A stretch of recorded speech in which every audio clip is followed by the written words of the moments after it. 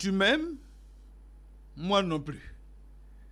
Et comme je ne t'aime pas, tu ne mérites pas non plus ma reconnaissance. Le mérite, comme mot, traduit l'estime que l'on a de quelqu'un, qui vient de l'appréciation, du jugement, qui se dégage comme sentiment de votre conduite. Lui seul décide d'eux, celui qui apprécie, celui qui juge. C'est indiscutable. Lorsque des gens de mérite méritent d'être célébrés, on met en lumière leurs qualités intellectuelles, morales, voire sportives. C'est le cas de ce récipiendaire. Il l'est ou l'a été lors d'une assemblée, recevant un diplôme ou une nomination. Une telle décision vient d'un collège, d'une assemblée. Sa souveraineté n'est nullement mise en cause. Il y a également le lauréat. C'est lui qui reçoit un prix dans un concours, le prix Nobel, par exemple, ou le Ballon d'Or, football.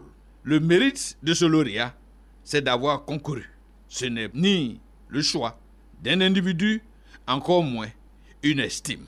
Comme on le voit, être des gens de mérite dépend du jugement que l'on fait de vous. Un animateur-producteur comme moi, de VDS, ne sera jamais et ne fera jamais partie de l'estime des décideurs du sport ivoirien. Ils n'apprécient guère ceux qui mettent leur nez partout. Mais concernant, j'ai fini par comprendre que seule la distinction de Dieu compte. Elle est mieux que celle des hommes. Mais dans la vérité, l'actualité reste encore brûlante. Cette année finissante, Radio Côte d'Ivoire a célébré son 60e. Au sein de cette radio, un département, celui du sport, depuis 1960, fait la promotion du sport en Côte d'Ivoire à près de 75%, voire plus. Qu'on n'ait pas de l'estime pour quelques animateurs ou journalistes, que ce soit, c'est un fait. Mais de là à ne pas reconnaître le mérite de cette radio ou de son département de sport, c'est un oubli coupable. Loin de nous l'idée de mettre en doute la distinction de Sébastien Ognien et de Cathy Touré, nos confrères de RTI 1. On a même préféré distribuer 2 millions à chacune des 45 fédérations sportives pour un total de 90 millions de francs CFA. Où est le mérite? Par rapport au basketball, classé 2e au plan continental, à Gbagui Ruth, médaillé de bronze olympique, ou au Maracana, qui touche aujourd'hui le plafond mondial, Youssouf, le champion intercontinental de boxe, ce footballeur à l'heure, qui a égalé le record de Marco Van Basten à la Ligue européenne des clubs. Voilà des méritants, oubliés malheureusement sur la route des gens du mérite. Et c'est la vérité. VDS, en son 1364e numéro, on est sur Radio Côte d'Ivoire, première sur l'info et le sport, et sur Rassungue Sankwasi. Sont-ils les plus méritants? Chose aléatoire. 42 acteurs issus du monde sportif ont été distingués ce jour dans l'ordre du mérite sportif. 90 millions ont été éclatés entre les 45 fédérations nationales, sorte de cadeau du Père Noël, du sport, d'Ao Paulin. Le chronogramme du CONOR FIF est lancé. En mars de l'année prochaine, il y aura l'Assemblée générale élective à la Fédération ivoirienne de football. Plus le jour reste un mystère, puisque ce n'est pas connu.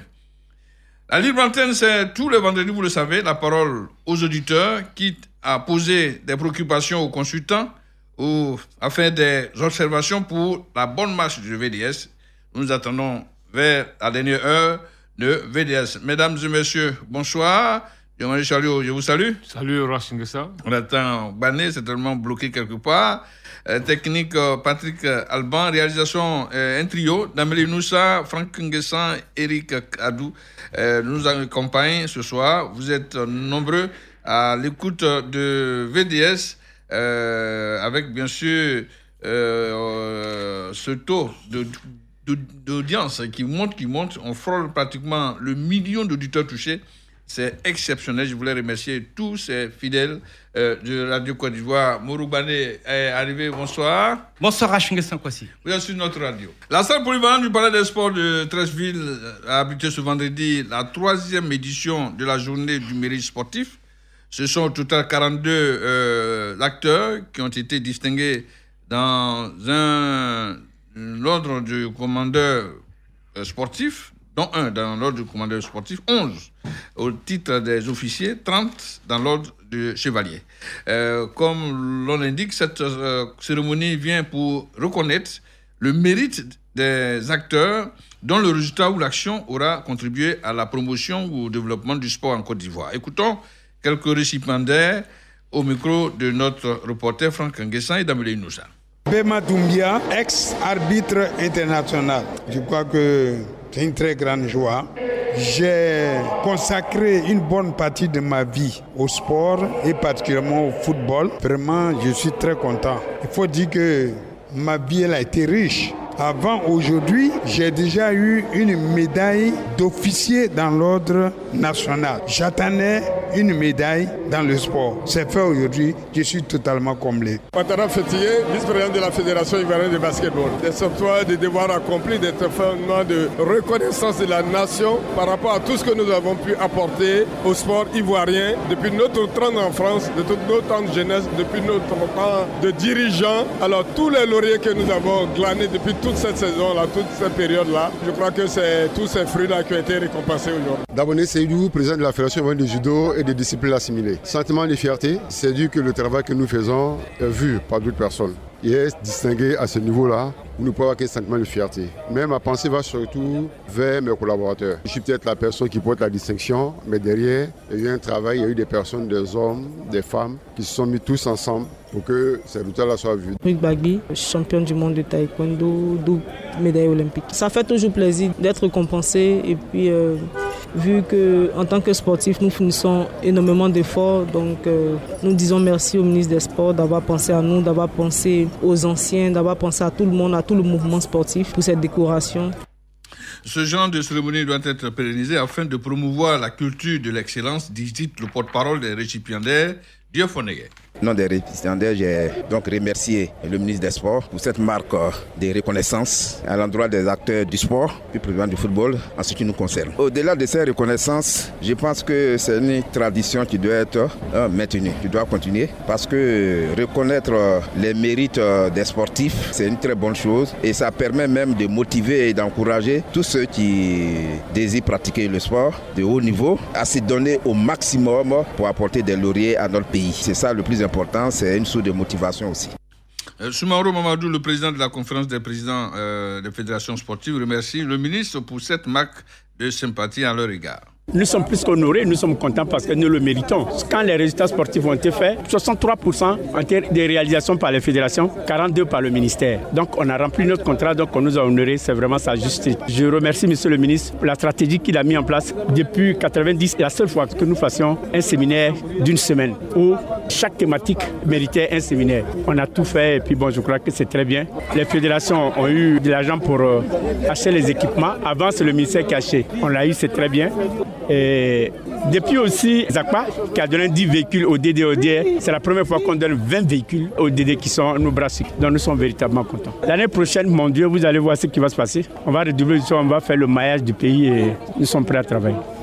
Monsieur Mourou et Diomané Chalio, quelqu'un me posait la question comme ça. Comment devient-on un distingué au niveau du sport? Comment peut-on être méritant du mouvement sportif? Je me pose plusieurs questions. Parce que je me dis, pas parler de moi, mais quand vous avez Morou Bané qui est pionnier pratiquement de vérité des sports à notre début, aujourd'hui au 1367e numéro, ce n'est pas fortuit. Quand vous avez un des consultants les plus brillants de la nation, Diomané Chalio, qui n'est pas classé parmi... Non, de là, honnêtement, les gens diront non, ils sont jaloux ou bien non, ce n'est pas de la jalousie, mais comment devient-on méritant du mouvement sportif? Une question comme ça, Bateau. Oui, je pense que c'est une commission qui s'est réunie et qui regarde plusieurs noms qui sont proposés et qui par le mérite Qui propose? Ça peut être des membres du cabinet du ministre, ça peut être des personnalités de la société civile. C'est intéressant, qui ça. connaissent, disons, la Côte d'Ivoire est grande, mais la Côte d'Ivoire, on se connaît pratiquement tous. Ça vient du cabinet du ministre. Je pense que ça vient du cabinet du ministre. Si on n'aime pas la tête de Gbagné, vous ne serez jamais sur la liste. Non, mais il peut toujours y avoir des personnes qui sont sensibles à ce que nous disons, à ce que nous avons fait par le passé et qui vous proposent, sans tenir compte du fait que vous aviez des propos souvent acrimonieux vis-à-vis du ministre ou bien de son cabinet. Voilà. Ah, d'accord. Jalio? En fait, on se pose des questions, mais peut-être que, comme il le disait Gbagné, c'est des choix qui sont faits. Souvent, les choix aussi sont discutables. Maintenant, ceux qui ont été primés, qui ont été décorés, il faut les féliciter. Je pense qu'il y avait moyen, il y avait la place pour élargir la liste. Parce que, c'est pas pour me flatter, quand un monsieur comme Rachingue Sankwasi, qui a beaucoup apporté au sport ivoirien pendant une trentaine d'années, n'est pas sur cette liste, ça aussi, il faut se poser des questions. Je le dis, non, sans embrase, je le dis, il faut le reconnaître. Maintenant, quels sont les critères, pourquoi ces choix? Bon, c'est aux gens du ministère de le faire. Moi, je sais très bien que déjà en 2009, j'avais déjà reçu cette distinction-là. Mais une distinction, il y a des gens qui ont été décorés à plusieurs reprises, et qui sont montés en grade dans la décoration. Donc je pense que c'est un prix qui doit continuer, mais il faut aussi reconnaître qu'il y a quand même des doyens comme Rachingue Sankwasi qu'il ne faut pas occulter. Je note que quand vous voyez les disciplines, le taekwondo, le judo, se tire avec la palme au niveau de ces distinctions-là. Au patron du sport ivoirien d'inviter les uns et les autres à faire en sorte que la gouvernance de leur fédération rehausse la valeur du sport d'en haut pour Claude. À tous les présidents de fédération, il est passé le temps des querelles, des intrigues. Le sport rassemble.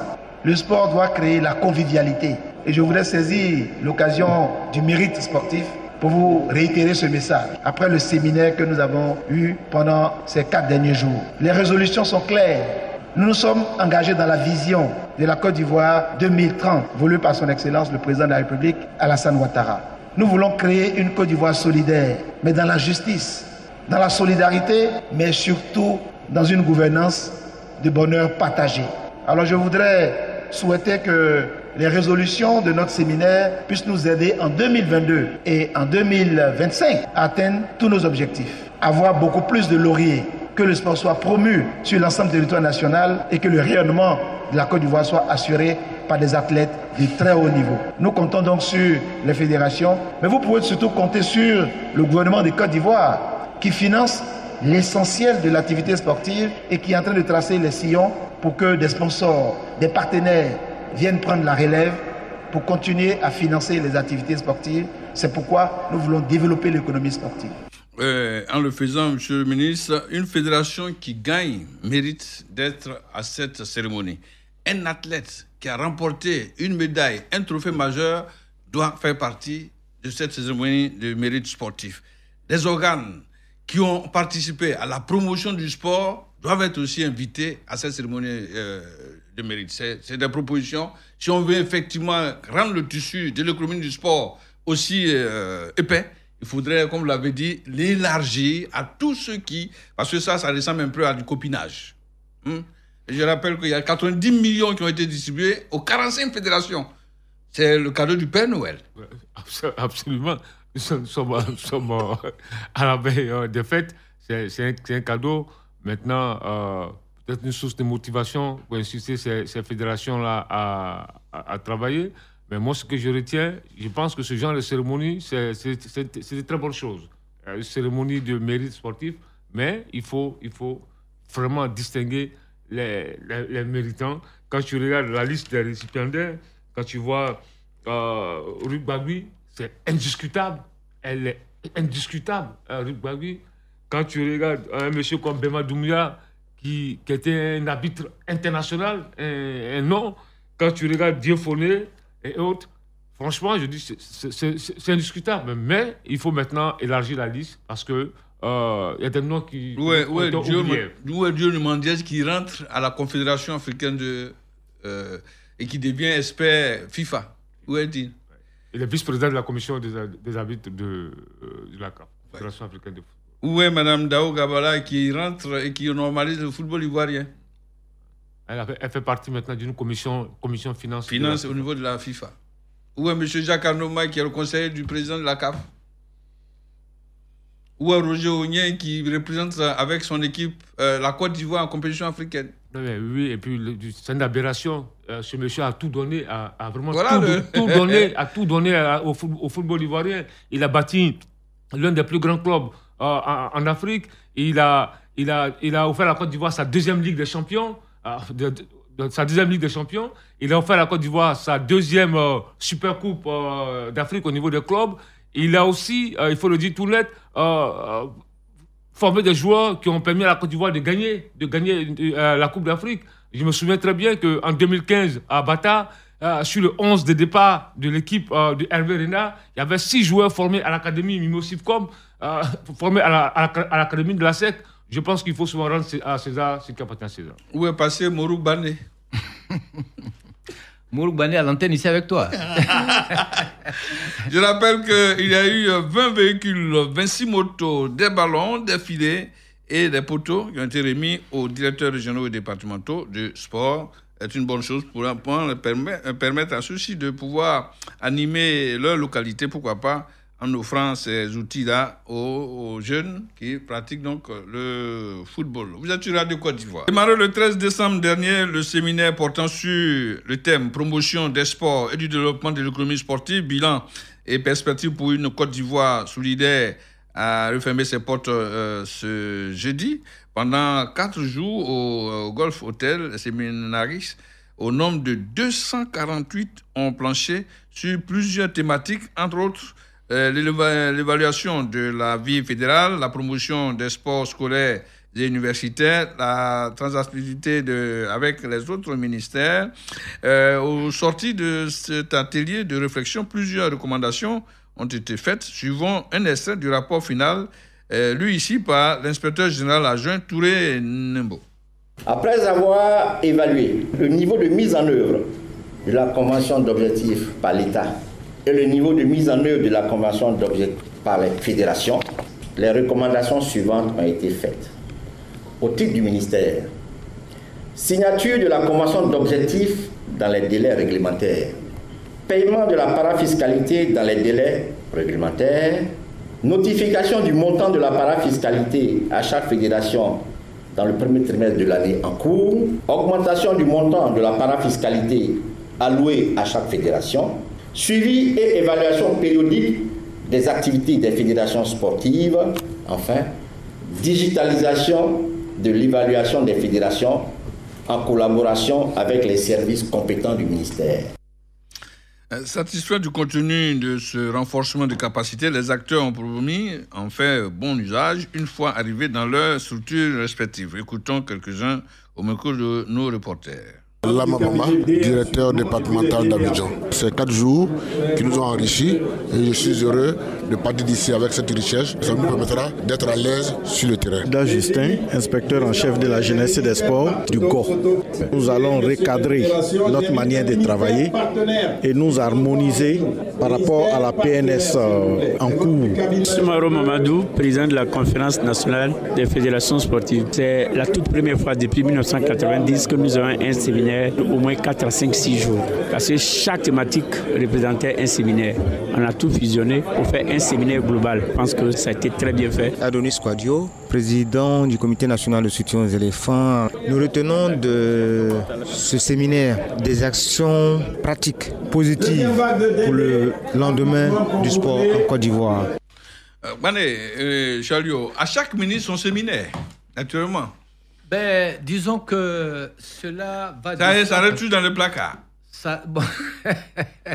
Bon, chaque ministre, quand il vient, il veut faire l'état des lieux, faire un séminaire pour avoir la même mise sur tout ce qui se passe dans son département. Mais ce qui choque un peu, c'est que souvent les résolutions qui sortent de ces séminaires sont gardées au frais. Et il faut peut-être un autre ministre qui est nommé pour venir secouer un peu, pour dépoussiérer ces résolutions et voir ce qui est bon à prendre. Oui, mais tu parles même des résolutions des séminaires et la loi sur le sport.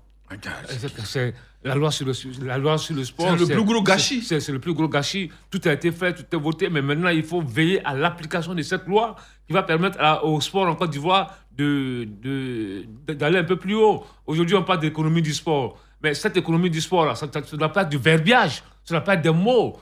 Ça doit être sous-tendu par une loi forte. La loi a été votée, mais il faut l'appliquer entièrement. Si nous sommes en train de dire, te dire non, que la loi existe, mais cette loi-là, elle a été votée en Assemblée nationale. Donc, logiquement, il faut l'appliquer. Il faut l'appliquer, mais il faut un arrêté d'application qui sera pris par le ministre des Sports. Mais quand? Et jusqu'à présent, ce n'est pas fait. Et j'avoue que c'est. Mais cette loi-là a vu passer combien de ministres déjà? Je pense qu'il y a quand même de nombreux ministres qui sont déjà passés. Maintenant, c'est à l'actuel ministre de prendre un arrêté d'application pour éventuellement l'exécution de cette loi du sport. Surtout qu'il bénéficie d'une nouvelle appellation. Effectivement. Ce séminaire permet de jeter les bases de la structuration de notre ministère, restructuration, je vous l'ai dit, dixit le patron du sport ivoirien, M. Dao Claude. Ce séminaire a permis donc de faire une appropriation. Tous nos services extérieurs se sont appropriés aujourd'hui de tous les problèmes internes, les problèmes endogènes qu'il faut régler, notamment avec les fédérations, les problèmes de gouvernance, les problèmes de financement des différentes filières sportives et enfin le problème de la formation des jeunes au métier du sport de demain.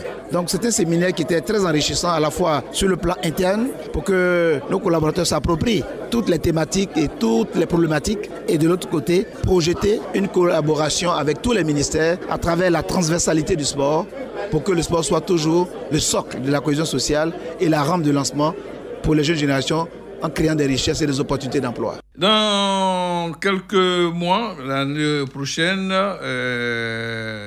on aura donc à suivre le clic-clac du chrono de Conor, top chrono. Le chronogramme du Conor est désormais lancé en ce qui concerne le processus électoral à la Fédération ivoirienne de football, en parfait accord avec la FIFA. Ainsi donc, en ce mois de décembre, les tests ont été retransmis au président du club. Le mois de janvier 2022 servira à l'analyse des documents. En février 2022 auront lieu 2 assemblées générales, dont une dédiée à l'examen des tests et approbation ou adoption des comptes.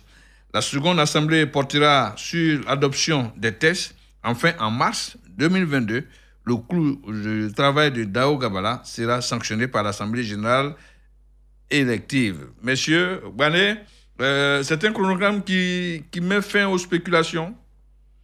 Oui, disons pour le moment qui met fin aux spéculations, mais vous savez que généralement, en pareilles circonstances, et vu ce qui s'est passé dans les pays qui ont connu l'installation d'un comité de normalisation, je me demande si effectivement cela sera pris en compte.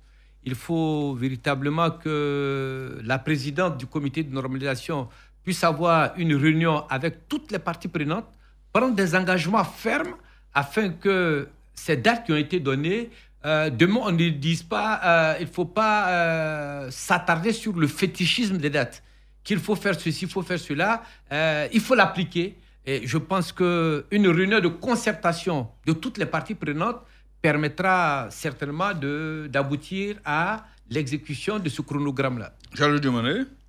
Écoutez, moi je pense que c'est un chronogramme. Déjà, pour demain, il y a une réunion avec le club, une grande réunion. Là, le Conor et tous les membres actifs se réunissent demain dans l'hôtel de la place pour lancer, ce nouveau chronogramme-là. Maintenant, c'est vrai, nous sommes tous d'accord qu'il faut respecter le timing, mais tout va dépendre aussi des acteurs. Parce que si on se retrouve dans un contexte compliqué, où des gens aujourd'hui, quand tu vois franchement, moi, je suis vraiment désolé. Quand tu vois aujourd'hui le comportement de certaines structures comme l'ONS qui tente de mettre des bateaux dans les roues du Condor. L'ONS qui tente de mettre des bateaux dans les roues du Condor. Qu'est-ce que l'ONS a à voir dans... Oui, mais regardez tout ce qui se passe.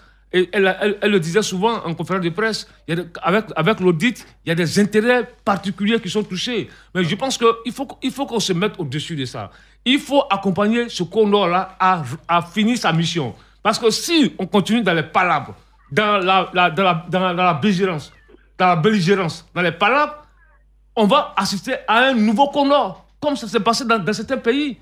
Au Cameroun, il y a eu le cas du Cameroun, le cas du Bénin et autres. C'est pourquoi je le dis souvent, accompagnons la dame, elle va finir tranquillement sa mission. En mars, on va élire le nouveau président. Allons tout doucement quand nous sommes pressés. Si on veut précipiter les choses, on veut créer un climat de conflit, je vous dis que la FIFA, même si la FIFA peut la changer, si la FIFA peut changer le Condor, mais va mettre en place un nouveau Condor. C'était le cas au Bénin, au Cameroun, il y a plusieurs pays. Au Mali. Donc je pense qu'on ne doit pas suivre ces exemples-là. Donc c'est pourquoi moi je propose aux acteurs du football d'accompagner la dame, qu'elle puisse finir sa mission pour qu'on puisse élire le nouveau président de la Fédération ivoirienne de football dans les mois qui suivent. Mais je vois là, de part et d'autre, il y a des conflits, il y a des gens, parce qu'il y a le Condor aujourd'hui, ils ne peuvent plus manger, et à la Coupe d'Afrique des Nations, il y a des chapitres qui ont été rétrécis, ça leur fait mal, ils mettent des bâtons dans les roues du Condor, c'est pas bon. C'est pas bon, c'est pas un bon esprit. Il faut en finir avec le comité de normalisation. Et pour en finir le comité de normalisation, il faut qu'ensemble, on puisse accompagner ce comité-là pour respecter ce chronogramme-là. Et comme toute assemblée générale, il faudrait aussi fouiller et regarder de près les candidatures. Il y a des candidats qui ne pourraient pas peut-être être éligibles, pourquoi pas, on ne sait jamais.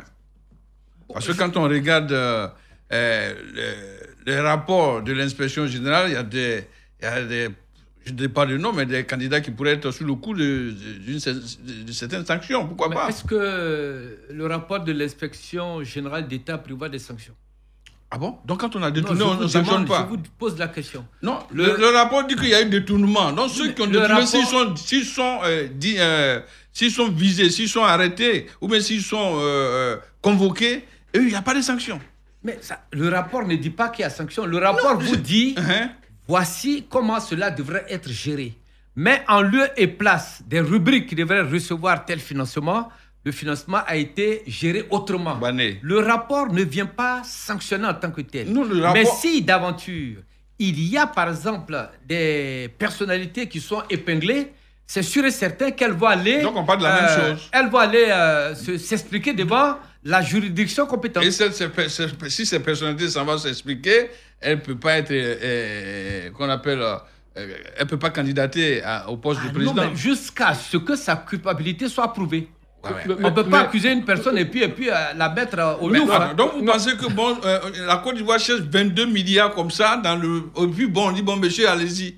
Non, mais la Côte d'Ivoire n'est pas, disons, une banque ouverte où chacun peut aller puiser comme ça et puis s'en aller. Mais il y a de l'argent introuvable. J'ai dit, il y a des mécanismes sur place pour pouvoir arrêter tout ce qui s'adonne à de la malgouvernance. Non, mais moi je pense que... C'est un autre débat, honnêtement. Non, je pense qu'on n'est pas encore arrivé là. Oui, non, il faut commencer déjà le débat. Moi, je ne suis pas le médecin après la mort. On veut aller aux élections, mais celui qui n'est pas éligible n'est pas éligible. Non, j'arrive. Il y a les audits qui ont été diligentés. Audit Condor, audit Inspection Générale d'État. Maintenant, en termes de sanctions, c'est la FIFA. C'est la FIFA qui va décider, la commission d'éthique de la FIFA va décider. Il y a l'éthique qui est touchée, on fait comme si on ne voit pas... Est-ce que cette commission-là, en fonction des données qu'elle aura reçues, va prendre des décisions? On n'en sait rien. Donc on attend. Je pense que... Mais, une chose est certaine, il faut retenir une chose. Infantino, dans un séminaire en Mauritanie, a dit tous ceux qui vont désormais... mal gérer l'argent du football, c'est tolérance zéro. Il a été clair là-dessus au cours d'un séminaire en Mauritanie il y a 2 ans de cela. Donc c'est pourquoi aujourd'hui, ils font des audits partout. C'est-à-dire que nous, aujourd'hui, on pense que c'est des problèmes de personnes. Mais ils font des audits partout, dans toutes les associations. On n'a même pas cité de nom de gens. Ils font des audits partout, la Fédération internationale de football.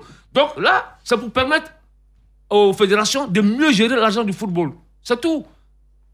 Je n'en disconviens pas. Je suis pleinement d'accord avec ce que tu dis, avec ce qu'Infantino dit, mais ce n'est pas un chiffon rouge qu'il faut brandir pour faire peur aux gens. L'audit n'est absolument rien de grave, l'audit. L'audit, quand vous prenez dans son sens d'auditer, c'est de venir voir comment l'argent public est dépensé. Et je vous le dis, au niveau du trésor public, l'argent ne sort pas comme ça. Il y a même la cellule d'évaluation et d'audit des dépenses publiques. Est-ce que au niveau montre de la direction générale du budget des finances. Est-ce que l'audit vous a montré une traçabilité nette des dépenses effectuées?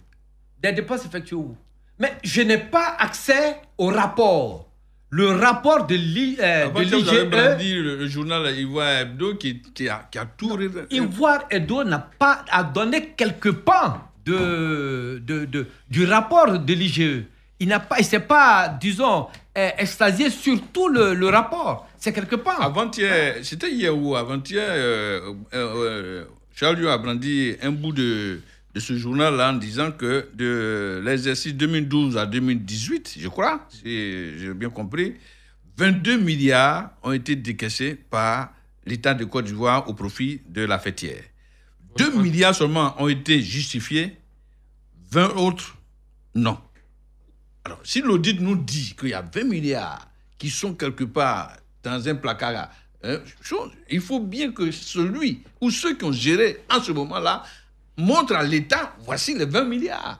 S'il ne s'est pas fait, ces messieurs-là tomberont sur le coup de la sanction. Alors, je te dis que Alassane Ouattara, le président Alassane Ouattara, ce n'est pas quelqu'un qui s'amuse avec les finances de l'État. C'est pour ça qu'il a audité. Ce n'est pas lui qui a audité. Non, je te dis aujourd'hui que c'est feu Augustin Sidi Diallo qui a commandité cette audit-là. Vous ne pouvez pas me convaincre sur cet aspect. Moi, je t'ai apporté une source. Est-ce que tu m'as apporté une source pour dire voici ce que le président a fait? Tu ne viens pas à sa rescousse, tu attends que j'en démorde d'abord avec lui. Je viens. Bon, maintenant, je te demande, Rach, donne-moi ta source qui dit que c'est Alassane Ouattara qui a demandé à l'IGE de faire l'audit. Qui est le patron de l'État de Côte d'Ivoire? C'est lui. Qui envoie un inspecteur d'État en mission? C'est lui. Bon, le débat est clos. Le débat n'est pas clos. Non. Je te dis que moi, j'ai une lettre signée de Sidi Diallo qui demande à l'IGE de faire l'audit. Et pour venir plus près de nous, je viens. Pour venir plus près de nous, j'ai pris le journal de ton ami André Silver Kona. J'ai dit, voici ce que lui-même il a dit. Maintenant, voilà. Après l'émission d'hier. Tu viens à son secours? Non, on m'avait donné une réponse claire et nette qui met un fonctionnaire d'État en mission. Si c'est le grand patron, le débat est clos. Pour moi, c'est un peu pas... Ce que je veux dire, c'est que après l'émission d'hier, j'ai essayé de me renseigner comme ça, mais cette affaire est très grave parce que des membres actifs de la Fédération ivoirienne de football, des clubs de GIS, dans le même temps, avaient saisi l'inspection générale d'État pour un audit de la Fédération ivoirienne de football. C'est-à-dire que avant même cette histoire de Conor, ça c'était déjà en 2017 là-bas, des clubs, et donc des moindres, près de 30 clubs ont saisi l'inspection générale d'État pour auditer les comptes de la FIFA. Donc aujourd'hui, qu'on ne nous dise pas que cet audit-là, c'est des problèmes de personnes. C'est parce que... Est-ce que quelqu'un dit que c'est un problème de personnes? C'est pas à toi que je parle. Que c'est des problèmes de personnes, qu'on veut la tête de Pierre ou Paul. Déjà, en 2017, des clubs se sont levés pour dire, nous, notre association est mal gérée, on a des doutes, on a des soupçons de mauvaise gouvernance. Ils ont saisi d'abord la FIFA, ensuite l'inspection générale d'État. Maintenant, j'ai l'impression que vous jouez avec cet aspect de choses. Il n'y a pas de jeu avec. C'est-à-dire que... Le président a fait descendre, a fait démettre des fonctionnaires, des directeurs centraux. C'est une grosse boîte après audit. Et bon, pour le football, non, en football, on ne fait pas comme ça. Non, c'est de l'argent du contribuable. Vous l'avez dit, si c'est prouvé que des acteurs de la fêtière ont détourné de l'argent, mais qu'ils soient sanctionnés, comme les directeurs qui le sont aujourd'hui. Rach, je ne te le fais pas dire. Ouais. Je te dis simplement que connaissant la rigueur de notre président de la République, si les faits que vous avancez étaient aussi avérés, il y a longtemps que les gens croupissaient dans les prisons, à la Maca. Ça n'avait plus à avoir même d'espace pour quelqu'un d'autre. Okay. Tous ces kidnappés seraient emprisonnés. Donc, si jusqu'à aujourd'hui on n'a rien fait, je vous dis qu'au niveau de la direction générale du budget et des finances, il y a une cellule qui fait des audits. Les dépenses publiques, là, On ne s'amuse pas avec ça comme ça. L'argent public, on ne s'amuse pas avec. Donc, si certains se sont amusés, mais ils vont répondre de leur acte. Je te fais une confidence. Quand on est sorti de 2015, de bataille de Malabo, il y a eu un audit qui a été fait sur l'utilisation des fonds alloués par l'État à la fêtière. Le comptable de l'État, un certain Yapi, a été arrêté. Le régisseur. Le régisseur général a été arrêté, mis en prison.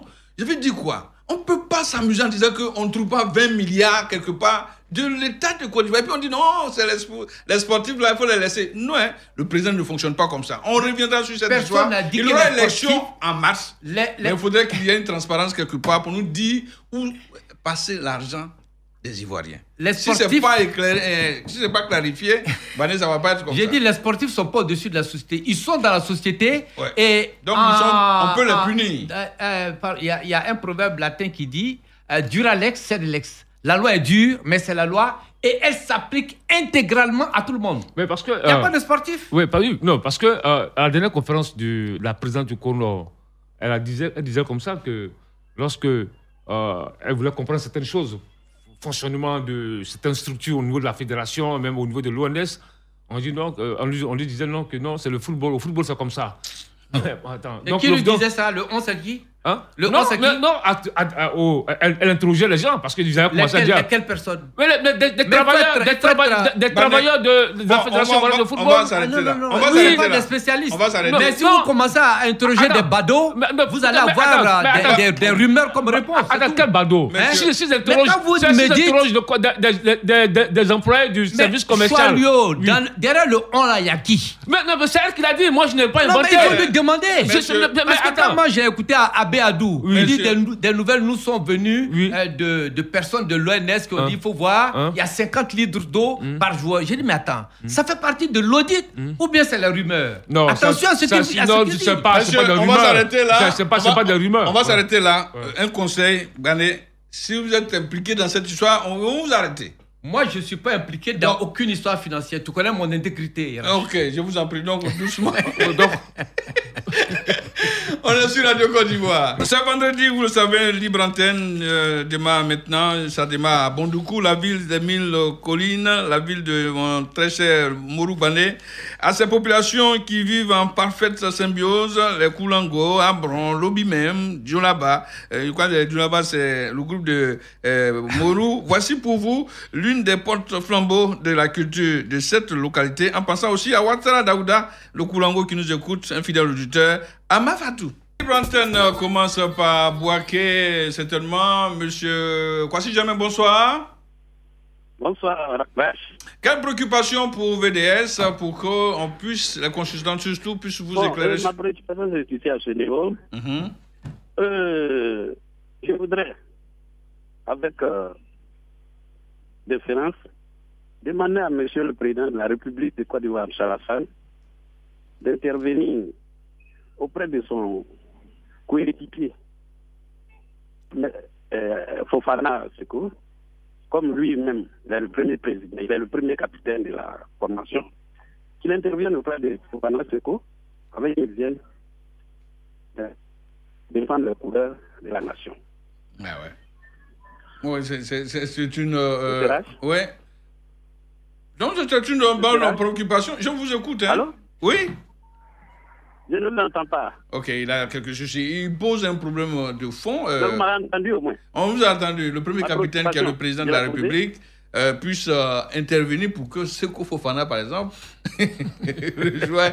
Donc, c'est une belle image. Le premier capitaine appelle un de ses équipiers à venir défendre les couleurs ivoiriennes. C'est pas mal. Et vous savez que le patron écoute bien cette émission. Il pourra peut-être convaincre le jeune homme Seko. Monsieur Kwadjo Jean-Marie nous appelle d'Abengourou. Bonsoir, monsieur. Bonsoir, Ras. Ouais, préoccupation?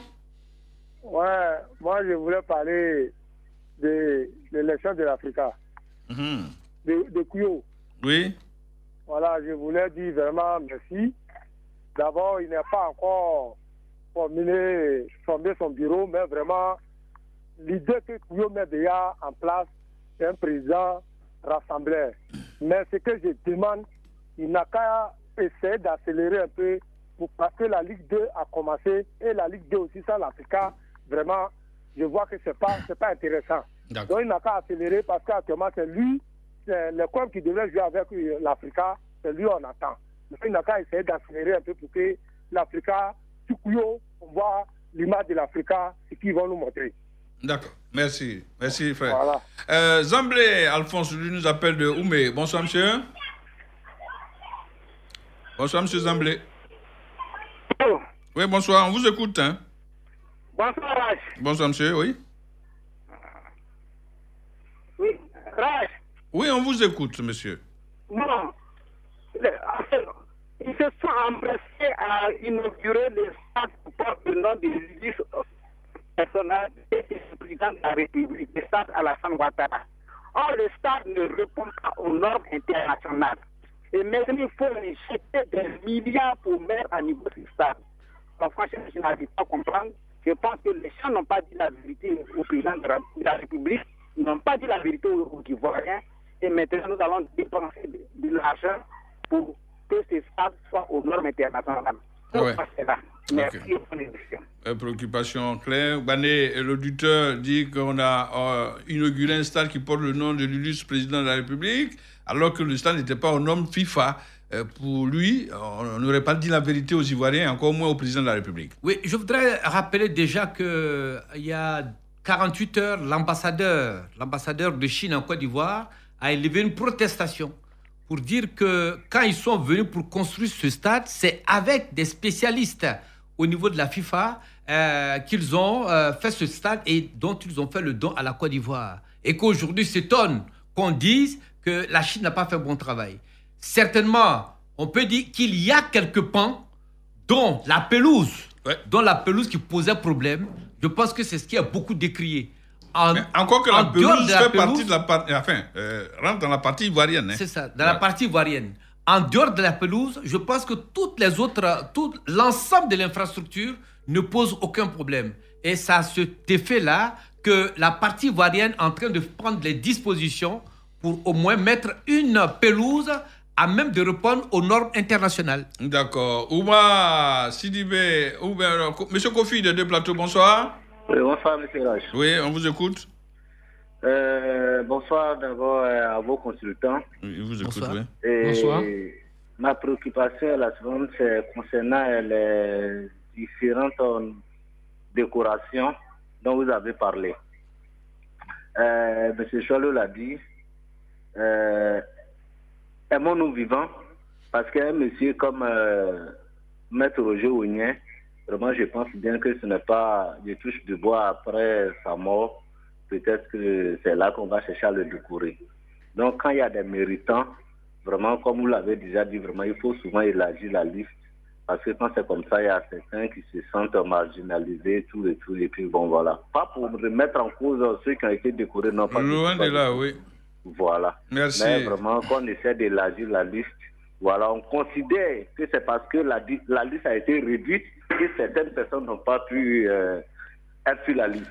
Maintenant, bon, pour vous, par exemple, qui êtes à la voix des sans-voix, vraiment, on passe par vous, par votre canal, vraiment pour que vraiment la prochaine fois, ça soit bon. Voilà, un peu ça. La voix des sans-voix qui n'est pas reconnue aussi, là? Vous dites? La voix des sans-voix qui n'est pas reconnue? Non, elle sera reconnue. Ah, vous voulez ajouter quelque chose? Oui, je voulais ajouter qu'on a été tous ulcérés de ne pas mettre Roger Ounien avoir une des médailles lorsque les éléphants sont revenus en 2015 avec le trophée. Des dirigeants ont été, disons, célébrés avec faste, mais point de mettre Roger Ounien. Et ça, il faut le décrire. Choual l'a dit, la SEC a été souvent à la base avec la formation de joueurs, à donner des trophées continentaux. Il y avait la guéguerre, Ounien, Sidi, on ne peut pas le donc mettre vraiment, dedans. Il faut choisir une journée exceptionnelle mais Rach, il faut se pour lui rendre hommage. Il faut se mettre au-dessus de tout ça. Voilà. Il faut reconnaître le mérite des gens. Oui. Parce qu'aujourd'hui, on est tous heureux d'avoir gagné deux Coupes d'Afrique des Nations en 92. Quand tu regardes l'ossature de l'équipe nationale, c'est ASEC Africa. En 95, c'était des joueurs formés à l'Académie. Ok, on regrette effectivement. Voilà, Monsieur Kofi est parti? Monsieur non, il n'est pas parti. Monsieur Kofi Jankro, bonsoir.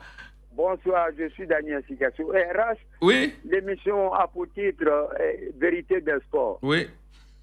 Et vous avez deux éminents consultants. Souffrez de temps en temps qu'on ne soit pas d'accord avec ces derniers que j'adore.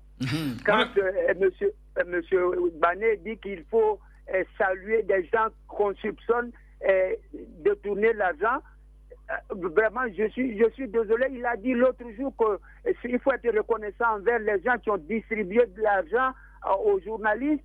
Mais ces gens-là, ils n'ont pas distribué l'argent aux 25 millions d'Ivoiriens.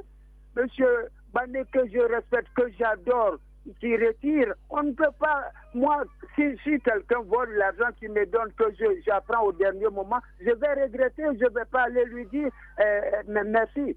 Ah non, que monsieur Bané, ça je l'aime, qu'il retire. On ne peut pas aller saluer les gens qu'on soupçonne avoir détourné l'argent du contribuable. Il va retirer certainement. Bané. Voilà.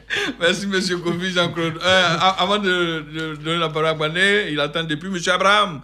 Il nous appelle dans Mambo. Bonsoir monsieur. Bonsoir monsieur Rachid Netankwati. Vous êtes le dernier intervenant. J'appelle de Banabo, c'est à Bongwanou. Ah, Banabo, j'ai vu. Banabo, où le bananier ne meurt jamais. Voilà. Ok. Ouais, j'appelle par rapport à ceux qui ont été décorés. Ok. Je dis qu'on ne peut pas décorer tout le monde à la fois. Ah, c'est vrai. Quand même, il y a des noms qui sautent à l'œil, qu'on ne peut pas oublier, qu'on ne devrait même pas vraiment appeler l'attention sur les autorités pour les décorer. Je parle d'un monsieur comme monsieur qu'on appelle Roger Ouigné, un monsieur comme Rachingue Sankwasi, qui dès qu'il avait créé son émission Vérité des Sports, je vous assure que nous autres, au moment où on travaillait, on fuyait le bureau pour venir écouter cette émission. Aujourd'hui, on décore les gens, Rachingue Sankwasi n'est pas sur la liste. Mais vraiment, ça me cœur. Roger Ouigné n'est pas sur la liste. Ça me cœur. Je vais encore plus loin. Il y a un de vos consultants, Bakayoko Kapi. Mais vraiment, tous ceux-là, c'est pas possible. Il y en a. Si je veux citer, la liste est trop longue. Ok. Je pense qu'il faut élargir. Il fallait élargir la liste pour que ceux-là soient sur la liste. Mais il y a des gens même qui... Vraiment, bon, merci. On vous comprend.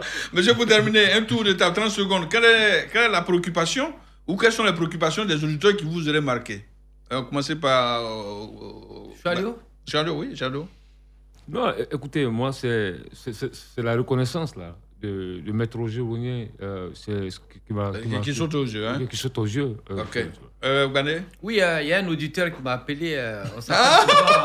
On est retiré. À inbox. Mais j'avoue que je n'ai pas applaudi des deux mains le fait que des gens... J'ai seulement dit qu'il nous faut des preuves pour pouvoir... dire qu'effectivement, ils ont volé, comme on le fait à la justice dans tous les tribunaux. S'il n'y a pas de preuves, c'est comme si nous étions en train de prêcher dans le désert, c'est comme si nous sommes en train de mener des actions contre des personnes. S'il y a des preuves, automatiquement, ils vont répondre de leurs actes devant les tribunaux compétents. C'est tout ce que j'ai dit. Je ne soutiens pas des voleurs à col blanc, comme on le dit. On va s'arrêter là. Merci de nous avoir suivis. Bon week-end à tous. Merci et que Dieu bénisse la Côte d'Ivoire. Radio Côte d'Ivoire, Abidjan 88.fm.